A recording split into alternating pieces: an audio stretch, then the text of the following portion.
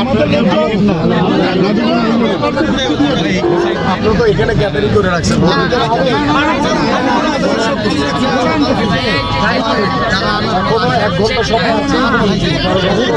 এখানে ভিড় না করে ভোটার সবাই যাতে সুষ্ঠুভাবে ভোটটা দিতে পারে আর কোনোভাবে কোনো প্যানিক তৈরি করবেন না। সুন্দরভাবে সত্যতা থাকেন, প্রশাসন আছে, আর্মি আছে, তারা সহযোগিতা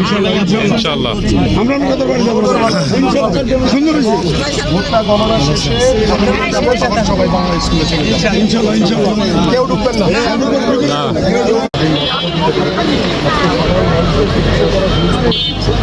মানুষ দীর্ঘদিন আশাবাদী এবং যে জামাতের প্রার্থী তিনি তাদের কিছু কিছু কেন্দ্রে বাইরে এসে কিছু প্যানিক তৈরি করার চেষ্টা করতে প্রশাসন অত্যন্ত দৃঢ়ভাবে এটাকে কন্ট্রোল করছে এবং আমাদের নেতা কর্মীরা তারা সতর্ক রয়েছে। আশা করি ইনশাল্লাহ একটি সুষ্ঠু ভোটের মাধ্যমে ইনশাল্লাহ আমরা একটি জনগণের রায় প্রতিষ্ঠিত করতে পারব।